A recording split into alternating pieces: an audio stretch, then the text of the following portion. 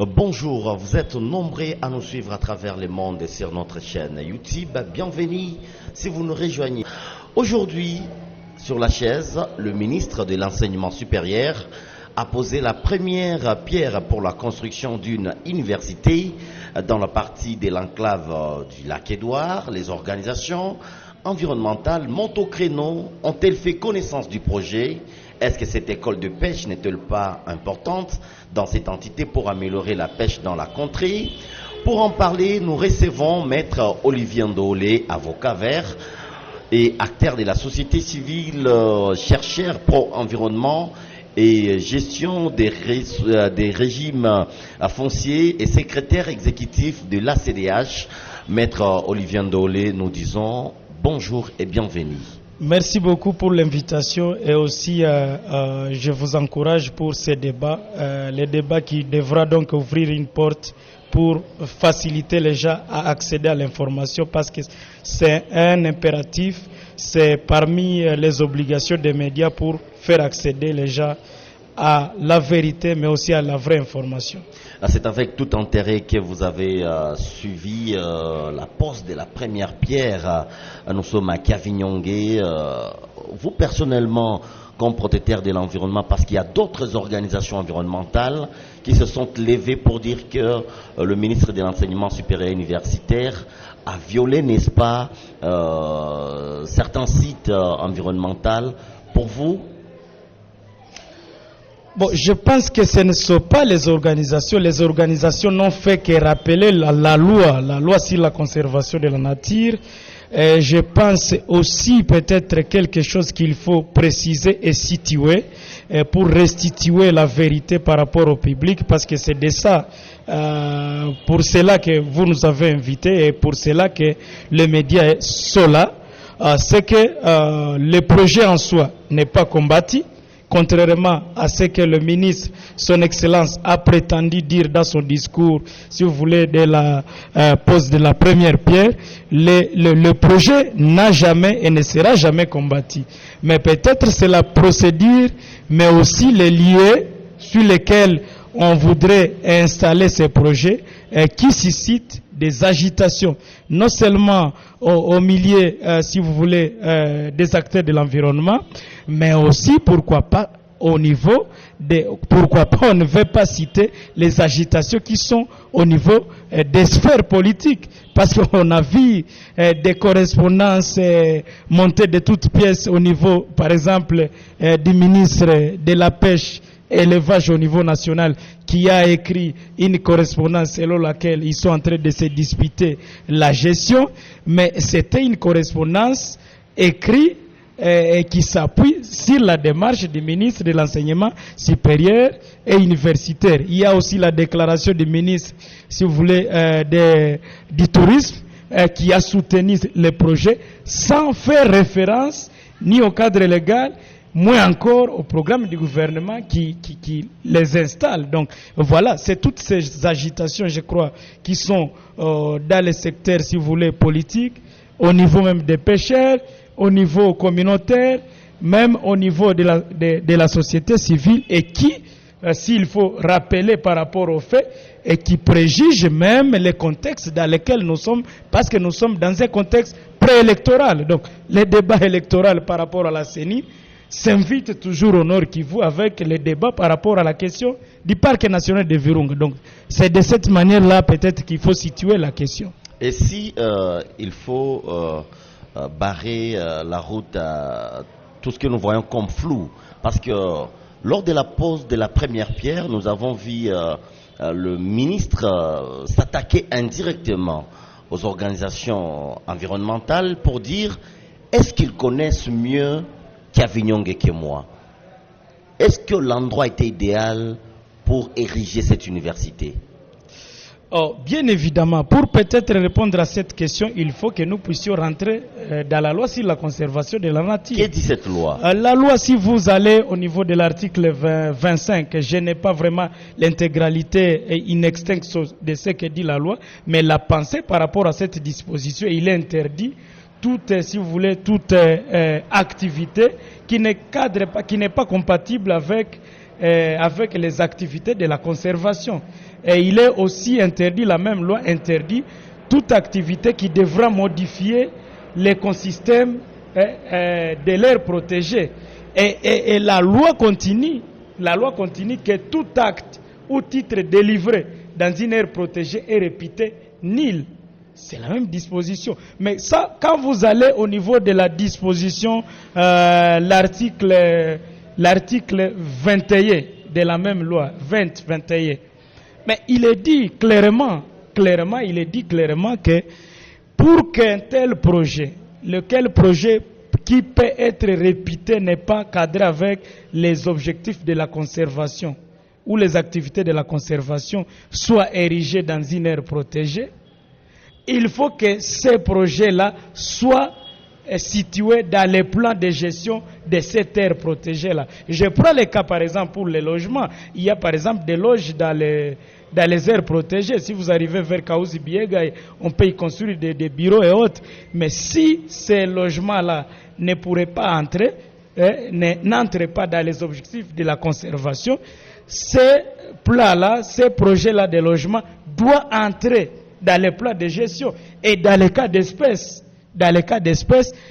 et le projet-là de l'université de Tchavignong n'est jamais été inscrit dans les plans de gestion du parc national de Virunga, moins encore s'il faut y aller, parce qu'il parle par l'exemple. Il parle par l'exemple de construction dans son discours. Je m'excuse, je ne suis pas en train de m'attaquer sur lui, non, mais ces actes, les actes qui sont posés, dans son discours, il a dit qu'il va construire ici c'est sans combien de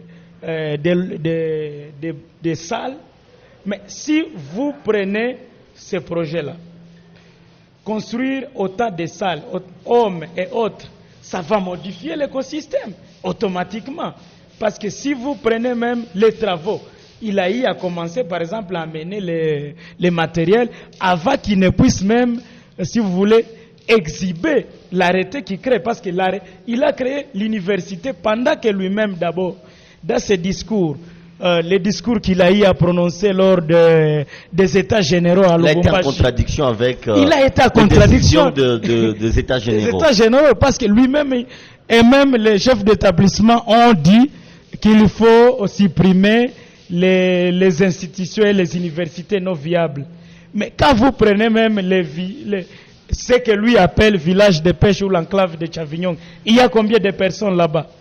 Est-ce que faudra-t-il nous dire que, bon, ou soit son objectif c'est d'amener des gens d'ailleurs pour venir investir, pour venir habiter dans les parcs, parce que s'il faut chercher les étudiants, donc c'est à Tchavignong il n'y a pas des étudiants, parce qu'il y a d'ailleurs l'institut qui est là, l'institut secondaire qui est là de pêche, qui ne trouve toujours même pas des étudiants, à plus forte raison l'université.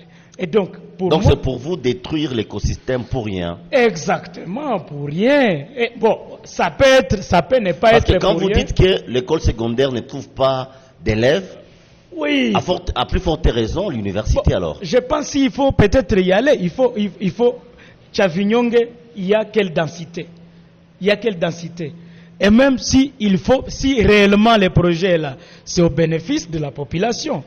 À Tchavignong, laisse-moi vous dire qu'il y a plusieurs problèmes au-delà de l'université. D'ailleurs, l'université ne peut même pas apporter des solutions par rapport à ces problèmes. Est-ce que vous savez que c'est presque chaque mois qu'il y a des pêcheurs de Tchavignong qui sont arrêtés du fait des problèmes socio-économiques, du fait qu'ils sont en train d'aller dans les lacs Édouard vers l'Ouganda. C'est chaque jour. C'est la presse qui nous informe.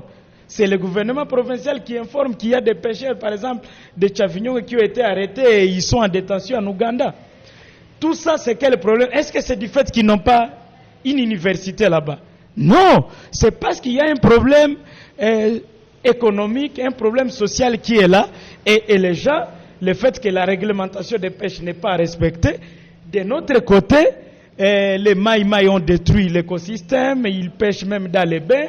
Les autres clandestins qui sont soutenus des fois à tort ou à raison, comme on le dit par certaines mains politiques, que je ne sais pas où, ils pêchent partout et ils sont intouchables. Et du coup, chez nous, il n'y a pas les poissons.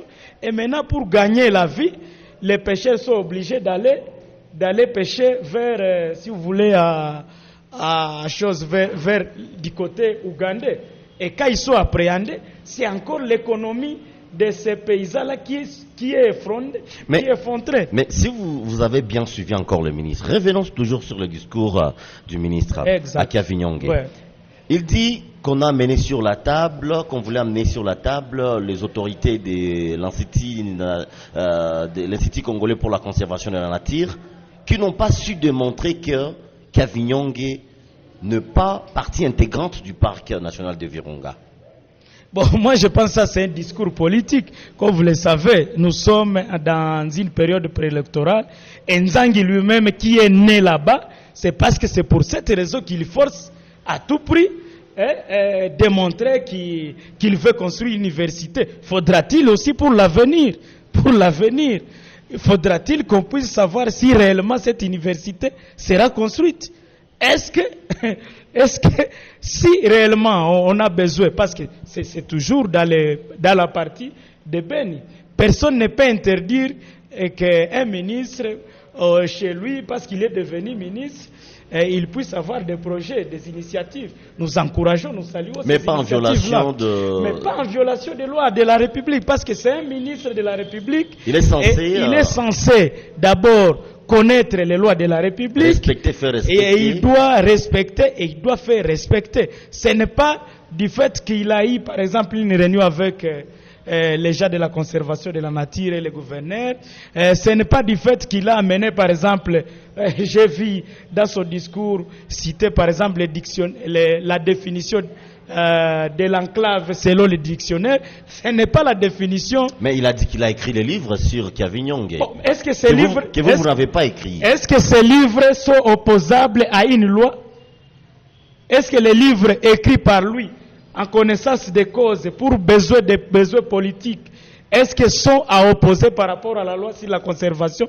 Si réellement nous saluons sa bravoure pour avoir écrit des livres, moi je n'ai jamais vu ces livres-là, peut-être vous en avez une copie, mais au moins la loi existe. La loi qui délimite les limites du parc existe. Et la loi sur la conservation de la nature a été, si vous voulez, adoptée ou, si vous voulez, élaborée par l'Assemblée en 2014. L'État que l'honorable lui-même, à l'époque honorable Excellence, aujourd'hui, il était dans l'Assemblée nationale. Mais tout ce temps, c'est seulement peut-être avant-hier qu'il a été nommé ministre, n'est-ce pas? Mais il a été député, il n'a pas si modifié la loi. Mais il devrait nous opposer au moins la loi, l'initiative que lui a amenée sur base de ses écrits, où il a démontré que Kavinyonge n'était pas dans une aire protégée, et que lorsqu'il était député, il a été député, il a fait modifier la loi délimitant les limites du parc, et c'est sur base de cette loi-là qu'il a fait, parce qu'il a eu toute la chance pour faire modifier les limites. Parce que pour faire modifier, il faut être un législateur. Il l'a été. La population lui a donné cette chance-là depuis 2006. Donc c'est qu'il a échoué à l'Assemblée nationale. Il veut faire croire à l'opinion qu'il va le faire à travers ses livres, ses propres livres à lui, où il a ses opinions. Mais il fallait, si réellement, je lui prends un mot, parce que lui-même, il a écrit des livres, n'est-ce pas? Lui-même sait très bien, il est natif de Kavinyonge, n'est-ce pas? Il est natif de Kavinyonge. Hein? Il est natif de Kavinyonge. Et d'ailleurs, si on peut chercher des historiques, il y a par exemple des initiatives qui étaient là où lui-même, il tenait des discours qu'il fallait déclasser les lacs. C'est-à-dire, en déclassant les lacs, il savait clairement que les lacs étaient dans une aire protégée. Et Kavinyonge se trouve autour du lac. Oui, maître Olivier Ndolé, oui. Est-ce qu'avec la construction de cette université, pour vous, des organisations de la société civile environnementale, la messe est dite, il n'y a pas un combat que vous allez mener pour, n'est-ce pas, contrecarrer ces projets, donc la messe est dite avec ces projets? Non, bon, je pense que c'est la loi, on doit faire, parce que le régime en place, d'ailleurs vous avez suivi tous les discours tenus par le président de la République lors du COP 26. Lui-même, il a donné, et même la vice-première ministre, ministre en charge de l'environnement et développement durable, toutes les autorités de la RDC sont d'accord par rapport à la question de la protection de l'environnement. Et d'ailleurs, c'est pour cette raison que ces ministères-là, c'est la toute première fois dans l'histoire politique de la RDC qu'un ministère de l'environnement soit haussé à un poste d'un vice-primature. C'est la toute première fois. C'est parce que la République démocratique du Congo a maintenant une politique axée sur la diplomatie verte. Et si, dans le discours du chef de l'État, on voulait revoir, par exemple, la superficie à la hausse des aires protégées à 17, nous étions à 13, on veut aller à 17. Et que, bon... Donc c'est son propre gouvernement qui va combattre ces projets. Bon, je doute même que le discours qu'il a tenu, c'est ça l'opinion du gouvernement. C'est ça aussi, je crois que c'est là où il n'y a pas encore de clarté. Est-ce que l'opinion ou la position de son excellence, l'éminent ministre Nzangi, c'est une position gouvernementale ou c'est une position de Nzangi comme enfant de Chavignong? C'est là où il n'y a pas encore une précision. Parce que dans tous les comptes rendus des conseils des ministres, les discours du chef de l'État lors des COP 23, on préconise la conservation de la nature. On veut d'ailleurs revoir à 17%. Si on veut revoir à 17%, est-ce qu'il y aura un gouvernement qui va accepter de réduire les taux encore? Non, moi je pense que non. Donc c'est là où il faut... donc les projets... Oui, il faut engager des projets, mais il faut faire respecter la légalité. Merci, Maître Olivier Ndolé, face à nos caméras. Vous allez répondre, ce sont des petites questions et aussi des petites réponses. En érigeant une université d'aquaculture à Kavinyonge, le ministre avait aidé cette population ou bien participé au développement ou bien il joue au populisme à quelques... jour des élections en République démocratique du Congo. Exactement, c'est du pire populisme. Parce que comment est-ce que lui-même qui combat dans ses réformes, il veut avoir des institutions, des institutions viables, n'est-ce pas? Mais lui-même, il veut créer, parce que c'est chez lui peut-être, il veut créer une institution. Et puis dans ses discours, si vous l'avez bien suivi, parce qu'il y a les sons, il dit... Est-ce que ici à Chavinyonge, il a dit ça en Swahili, hapa Chavinyonge kwa mtu mwenye analipiwa na leta. Hii institution ça itakuya hapa, si watu watalipiwa na leta. C'est-à-dire, vous comprenez, ce n'est pas l'enseignement qu'il cherche, ce n'est pas la technique de pêche qu'il cherche, mais il cherche déjà, c'est-à-dire des promesses électorales, c'est beaucoup plus ça. Oui, le développement, oui, il y en a, je pense, s'il pourrait y avoir, il y a des voies appropriées. Là, si vous voulez, l'article, je crois, je n'ai pas la précision, mais si tu lis le 20 jusqu'à... donc, l'article 20 ou 21 de la conservation parle très bien de quelle manière vous pouvez initier un projet. C'est juste avoir l'avis de l'institution, c'est-à-dire l'organe technique, et puis vous faites vos projets. Mais aussi au-delà de cela, parce que si c'est là, il y a des pêcheurs qui sont là. S'ils veulent les former comment pêcher, parce que traditionnellement, les gens de Chavinyonge, comme enclave située dans les parcs, un millier traditionnellement pour les pêcheurs, ils savent pêcher. Mais ce n'est pas... Maître Olivier, c'est le mot enclave qui est en train de faire mouche dans tout ce que vous dites. Parce que quand lui définit enclave, il le définit d'une autre manière. Donc, c'est une partie qui n'est pas partie intégrante du parc. Bon, en fait, tout ça, ce sont des discours politiques. Parce que lui-même, si vous pouvez lui poser la question, c'est un discours négationniste des limites du parc. Parce que lui-même s'est dit, donc les projets que je vais effectuer, c'est en dehors du parc. Et donc, Tchavignongue, donc depuis qu'il a été ministre, Tchavignongue n'est plus dans les parcs. Pourtant, il menait des démarches pour déclasser,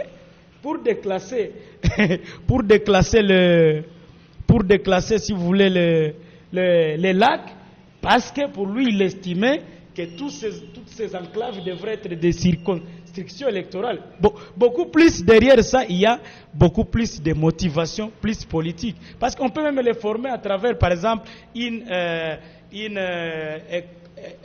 on l'appelle comment? École professionnelle, centre de formation professionnelle de pêche et d'échange. Comme ça, même les pêcheurs de l'Ouganda pouvaient venir là-bas, les pêcheurs de l'autre. Juste pour. Mais quand il faut construire des centaines de bâtiments, ça ne va pas. Et là, il pouvait même peut-être le faire avec l'ICSN conjointement. Donc, un partenariat entre le ministère de l'enseignement supérieur universitaire et l'ICSN, comme les jardins zoologiques. On comprend, Maître Olivier Ndolé, c'est du populisme. C'est du populisme parce qu'il fallait, par exemple... Quel est le message que vous adressez au gouvernement congolais, n'est-ce pas, pour peut-être contrecarrer ces projets que vous jugez inopportuns dans ces terres protégées? Au fait, nous ne jugeons pas dans l'air protégé, heureusement, vous avez précisé. Donc, le message est clair pour le gouvernement congolais. C'est-à-dire, il appartient au gouvernement congolais de préciser si réellement les discours et le démenti fait par son Excellence Nzangi faisant croire que Tchavignongue n'est pas dans le parc, c'est une position officielle du gouvernement congolais ou une position de Nzangi comme profitant de sa position actuelle comme ministre du gouvernement pour faire passer ces projets. L'autre aspect, nous encourageons ces projets-là parce que c'est de l'argent pour la population du Nord Kivu. Mais il y a par exemple le village de Kassé qui est très proche, à quelques 7 km du parc national de Virunga. Il y a, si vous voulez, il y a Tchondo qui est à quelques aussi kilomètres du parc national de Virunga. Il y a Kassindi, d'ailleurs c'est dans le même territoire de Beni. Ce sont des entités là où il y a plus de la population et là où il y a par exemple l'eau, parce qu'à Tchavignongue il n'y a même pas l'eau à boire parce qu'on puise sur le vélo à Tchavignongue. C'est-à-dire ce n'est même pas viable. Donc ce projet-là, il est encore bénéfique pour la population du Nord Kivu, et c'est possible que s'il y a des étudiants de Tchavignongue, comme lui-même il a été à Tchavignongue, il est parti étudier à l'ICG, parti étudier à l'ICG. À l'époque, il savait que Tchavignongue était dans le parc. Merci, Maître Olivier Ndolé. Merci de répondre favorablement à notre invitation sur la chaise. Merci beaucoup. C'est à moi aussi de vous remercier. Je continue donc à vous encourager pour que vous puissiez donner beaucoup plus l'information au public, parce que certaines personnes, même si peut-être il n'y a même pas l'argent pour construire cette université-là, ils veulent pour que demain ou après-demain vont dire lors de campagne, moi je suis venu ici pour lancer des travaux, mais j'ai été bloqué par déjà. Mais nous venons de citer des endroits où cette université peut être construite, et donc c'est possible de continuer ce projet-là, mais en dehors du parc national de Virunga. Et merci, nous sommes arrivés à la fin de ces nouveaux numéros sur la chaise, là où on parlait de l'environnement, et on se retrouve à la prochaine. Merci de partager nos vidéos, merci de liker, on se retrouve à la prochaine.